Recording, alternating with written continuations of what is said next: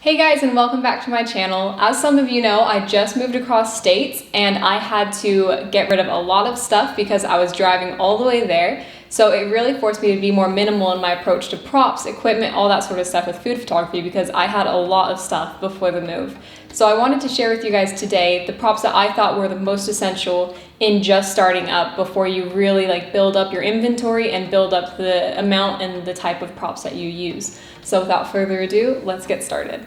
So the first prop that I think is absolutely necessary, probably the first thing you should invest in, is a good plate. And for food photography, you really like to enhance the textures of not only the food, but also the surrounding area so they complement one another and that it just makes the best looking image possible.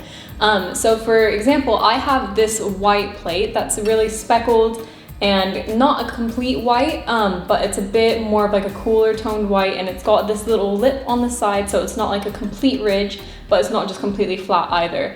And as you can see, it doesn't really reflect the light all that much. It is shiny, of course, it's not matte, which isn't ideal, but it doesn't shine like a lot of other plates that you see.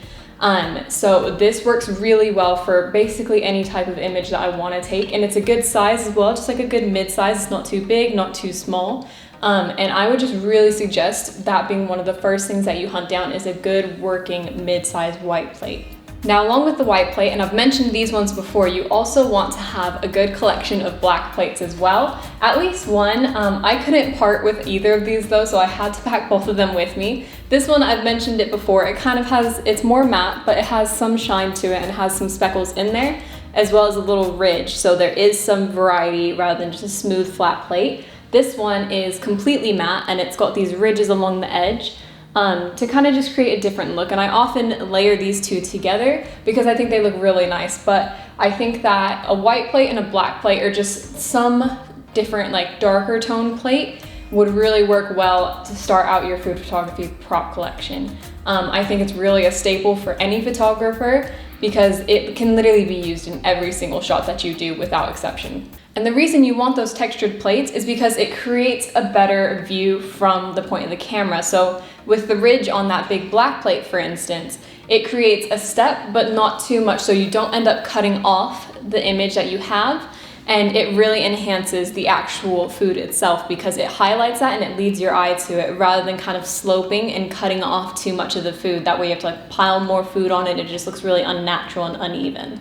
Another prop that I consider a necessity in my cupboard, at least, is these small little spice bowls, ingredient bowls, whatever you want to call them. But I use these in so many images to either create variants in the background to kind of heighten an image, or even if the image is smaller. For instance, I shoot a lot of granola, and little spice bowls like this are perfect for that. As you can see, it has ridges along the bowl as well, and it's a pretty deep bowl, so you do have to fill it quite a lot, but you can stack them really easily, and that just creates a really interesting looking scene, and it creates a lot of movement within your scene as well, which is the goal of a lot of pictures, is to create at least implied movement, whether there's real movement happening in your shot or not. You want to at least imply that there is some sort of life, some sort of movement happening in your pictures, and it's really easy to do with these when you stack them up especially. The next thing that you really want to be on the hunt for, and I say hunt because this item is a bit harder to find one that is just perfect. I only recently found one, and I knew I couldn't leave it behind when I moved because I had been searching for one literally since I started my food photography journey, and that is a good cereal bowl. It's not a pasta bowl, so it's not super wide, and it's not a plate with high ridges, but it's just a really shallow kind of regular bowl. And you want one of these that's shallow like this because then you can actually see what's inside the bowl, because if you don't, then you're gonna have super high ridges and you won't be able to see what's inside because it's hidden by the actual ridges of the bowl. So for instance, you can even tilt it and then you see everything inside, or even when it's like this, you can pile it up and it takes much less product to actually fill it. And it just so happens that I got this in a matching set with my plate. So as you can see, they go really well together because they're literally the same exact texture, and they're both quite shallow and they just look really nice together. So be on the hunt for one of those really good bowls. If it comes with a plate as well, extra score, that's your lucky day. Another prop that I use really often, and it wasn't something that I needed to decide, oh, should I throw this out or should I bring it because it's really easy to find anywhere, is just some regular parchment paper. I just tore this piece off, and I usually crumble it up a bit so that it creates added texture. It's a really easy way to elevate your image and create texture where you otherwise wouldn't really have much, because sometimes you don't want a big plate in there or like tons of little bowls or anything like that. Sometimes it's just from fresh baked cookies and you want them to look like they just came out of the oven, but you're just like, this rack isn't doing it, or this cutting board isn't doing enough texture for me. And that's where parchment paper all kind of crumbled up and kind of looking like it baked with the cookies just makes it really interesting and just really elevates your image like easily. And it's a cheap way to like provide props for your image. And like I said, I use it in so many images, even if it's not like, you wouldn't really naturally put parchment paper there, because it adds that extra layer, it adds that extra level on top of the rest of your image that just makes it look a bit more interesting. The next prop, you guys already knew that I had to keep this one with me just because of how much I said I loved it in my last video, but it is my chopping board.